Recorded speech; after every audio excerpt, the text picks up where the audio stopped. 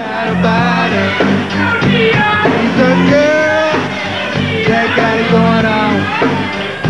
She's a girl that's so sweet. Yeah, yeah.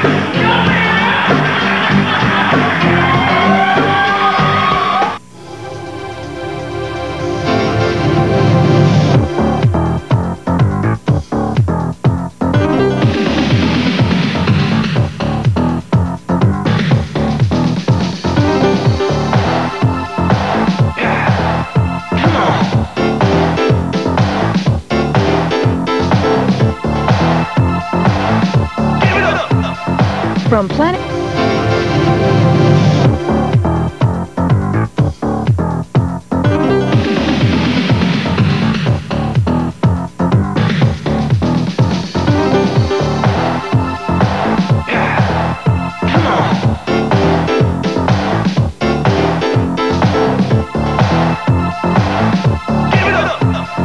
From Planet Hollywood in Dallas, with Deion Sanders and Pam Oliver, this is Call It Like It Is.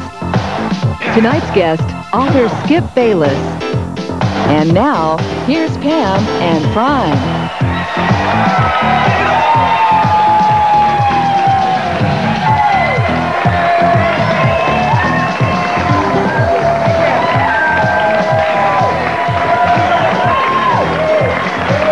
Hello, welcome to Call It Like It Is. I'm Deion Sanders. And I'm Pam Oliver.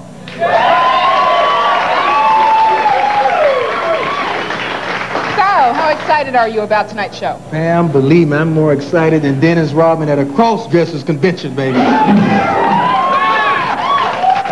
how's the bod holding up? You're something like the first guy in 30 years in the NFL to go both ways. Both ways? Yeah. Not necessarily, unless you believe that in Skip Bayless's new book about both ways. But you know, we're going to get to the bottom of that little problem in just a few minutes, Prudy. All right, Skip, if you're in the building, you better get out while you can.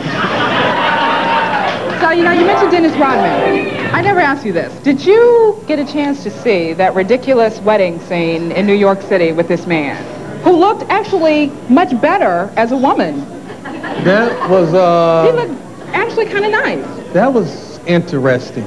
Yeah? Just interesting? That's it? Very interesting. Interesting, or was it more like a publicity stunt, you think? True, but you know, you ain't gonna never see me dressing up like RuPaul or something like that, you know, parading around Times Square. You know, that's a little over the line for me. I'm prime time and all that. Yeah. That's taking it a little too far, you know what I'm saying? But you know what? I thought he'd be a great guest on the show. Well, all right, Dennis. You can come on the show. You can wear the green hair and everything. But you gonna leave that prom dress behind, man. You know what I'm saying? I am running a respectable show around here. Don't be so hard on him. You know, maybe that cross-dressing gives him a home court advantage to some extent. You really? Yeah. Maybe. Those pumps? Right. And pumps, he's like 7'2". And looking very feminine. Now, are you ready for the Pepsi Quick Slam? I mean, you must be like, woe out after Monday night. No, not really. I'm ready to go another 108 plays, baby. You know the way I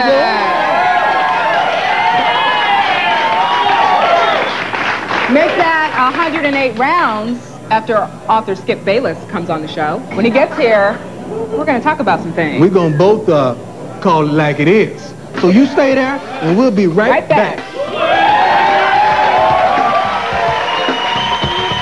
PCN's presentation of Call It Like It is brought to you by Nike, Just Do It, and by Pepsi. Drink Pepsi, get stuff.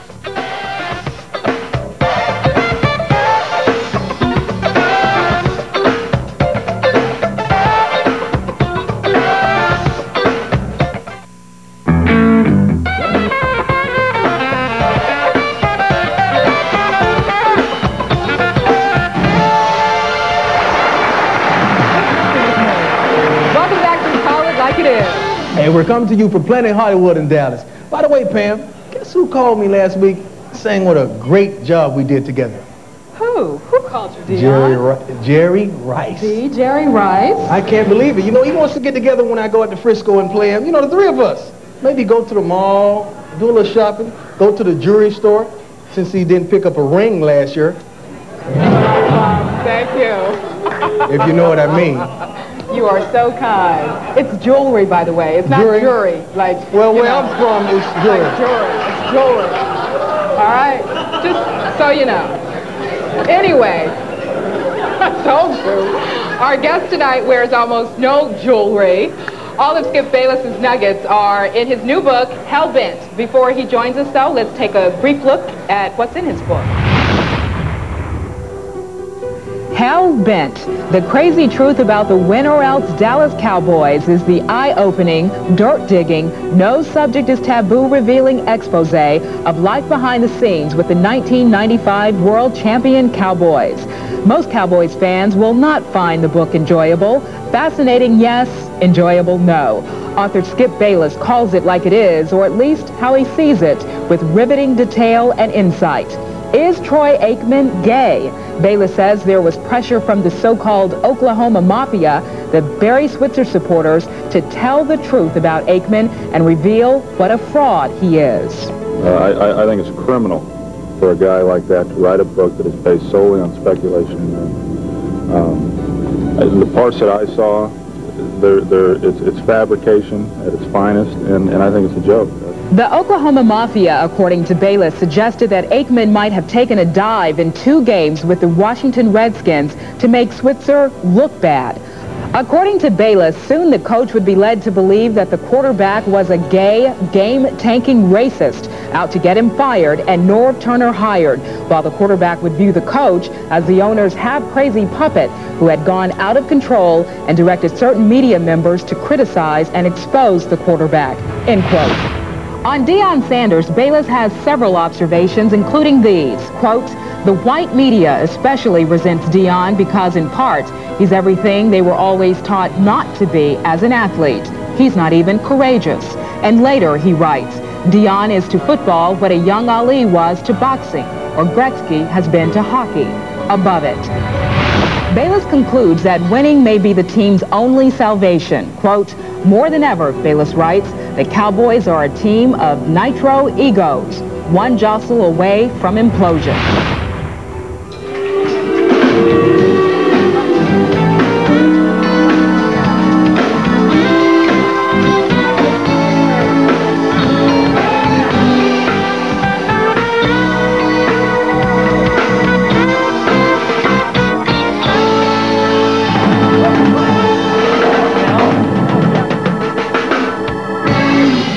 Sit down before we fall down here. No. Deion's just catching up on reading. I know. All right, Skip, let's cut the man. Let's get right to it, baby.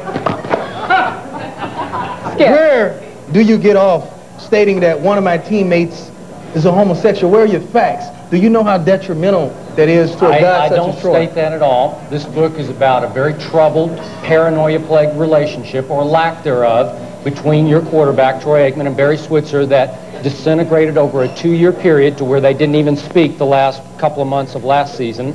And one side, the Switzer side, as I call them, the Switzer camp, you know John Blake, a buddy of yours obviously very well, Danny Bradley, Dean Blevins, who supported Switzer within the organization, believed that Troy wanted them gone. And I believe that Troy wanted them gone. He's not a Switzer fan. I talked at length to Troy. About all that. Now, I'm wait a talking second. about the homosexual part. When it got so dark, as you recall, in early December, the final grenade lobbed from camp to camp was that, you know, the old rumor, it's 5 years old here in Dallas-Fort Worth. I'm sure a lot of people had heard it before, that Troy is gay. Now, I've talked to Troy about it.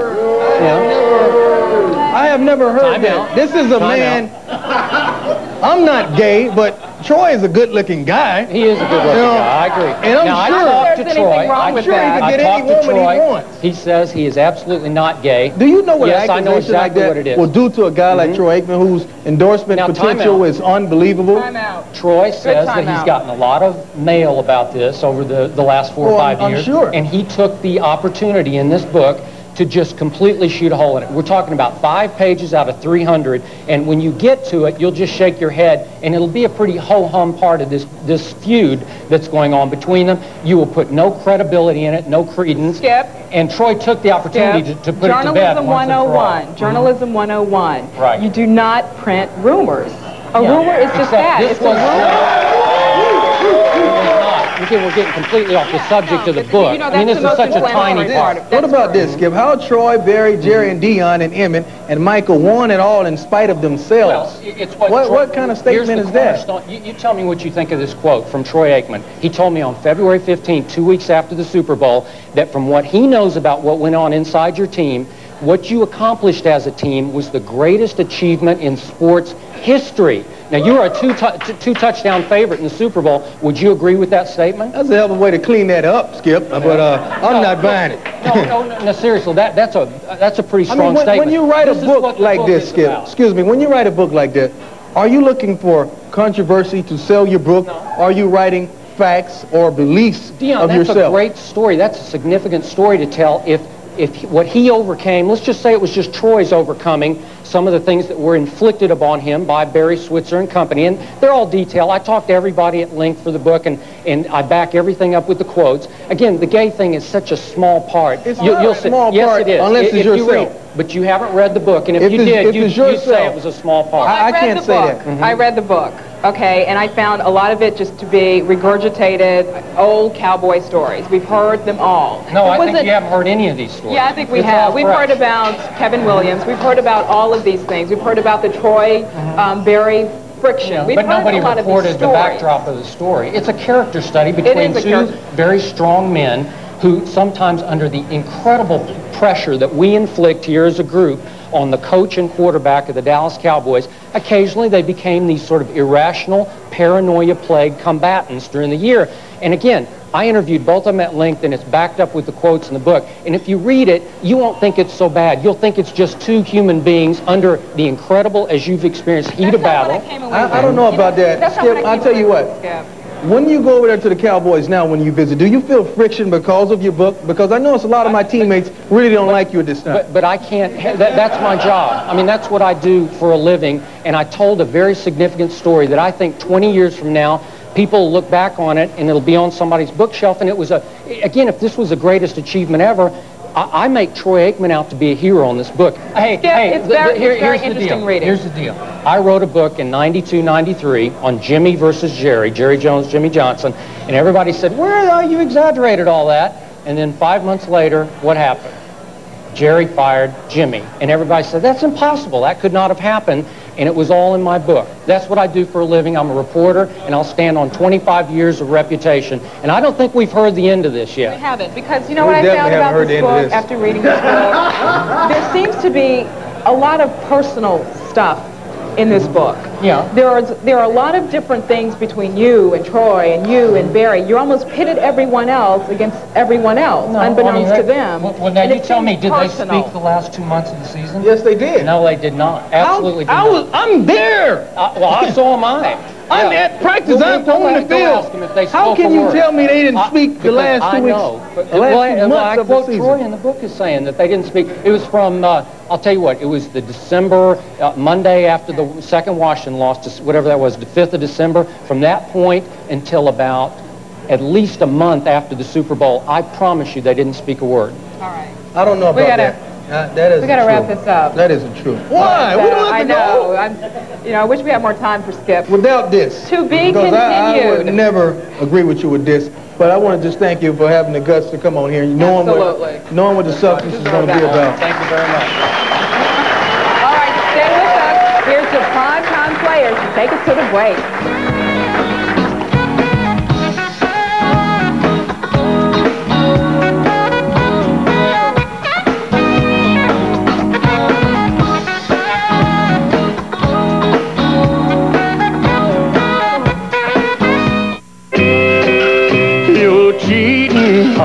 Hi, Deion.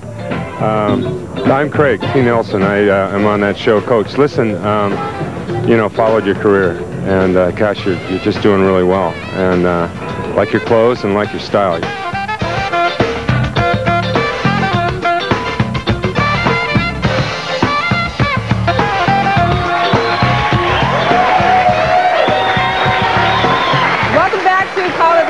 Is. I'm Pam Oliver, and this is the part of the show where we get to see if Deion can hang with some very talented young athletes out there. Tonight, Deion is downstairs at the West End Marketplace with a special friend who some of you just may recognize. Deion, go for it.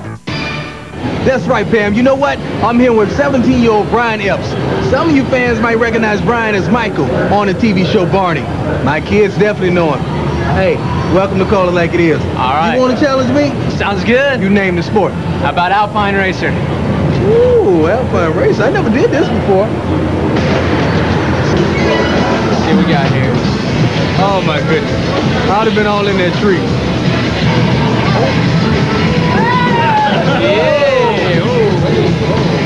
That had to hurt. Yeah. All right. Oh, man, I don't know about this. I don't know how to do this, man. Oh, wait a minute. Trees!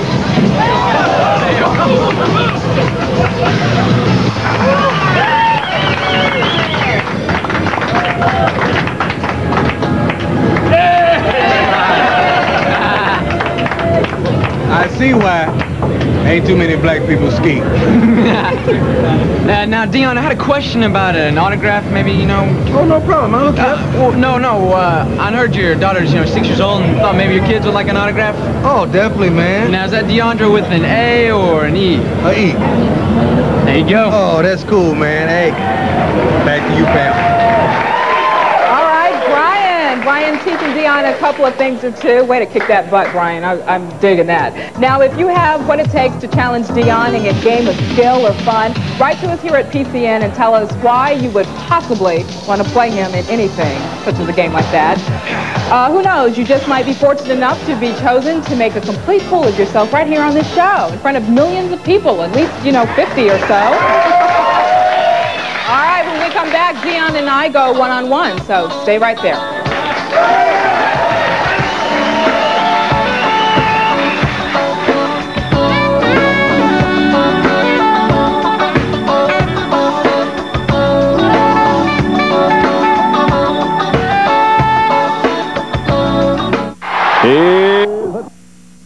You can.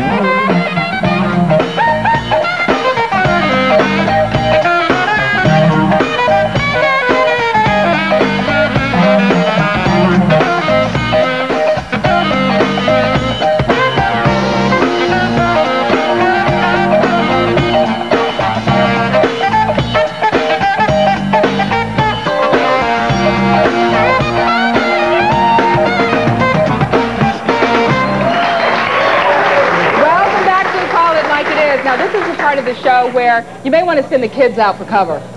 Is this going to be rated R? You mean parental discretion is advised? Yes, that's what I'm saying. It's time to go one-on-one with yours truly. Well, let's go, baby. I am ready for you. That's my job. I am ready for you. Let's go. Let's see. Where should I begin? Oh, maybe 0-1. Upset. That's it? Very, very upset.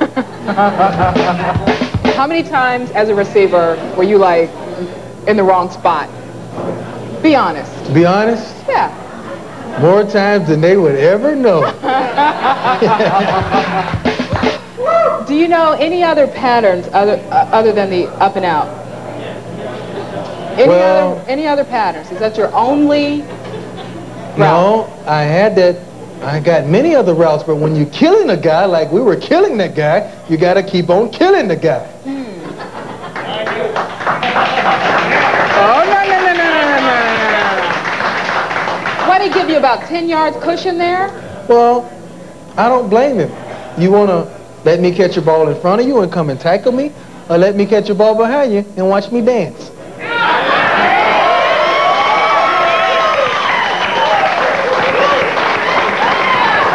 I like this one-on-one. I bet you do. If Craig James was still playing.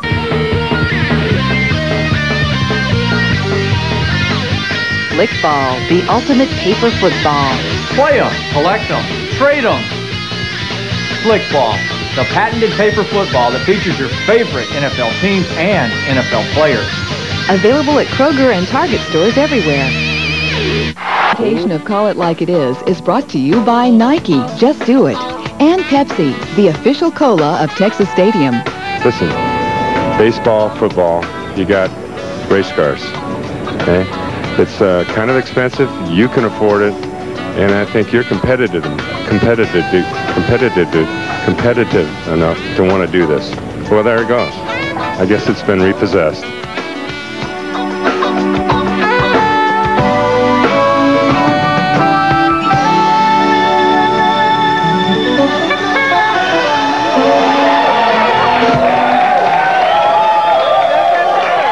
Welcome back to the show, and a special thanks to the primetime players. Yeah.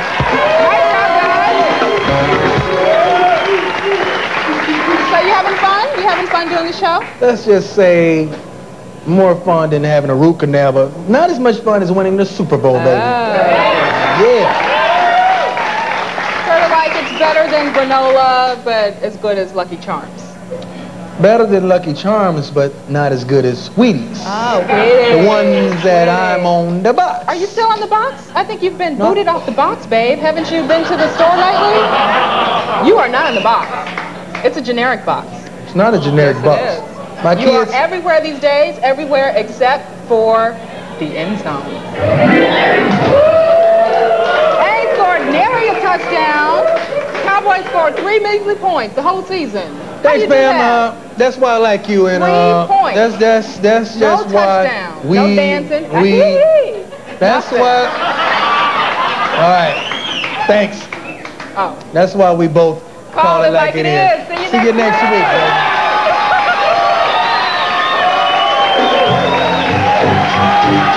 Wow. Turn this mic on. Wow.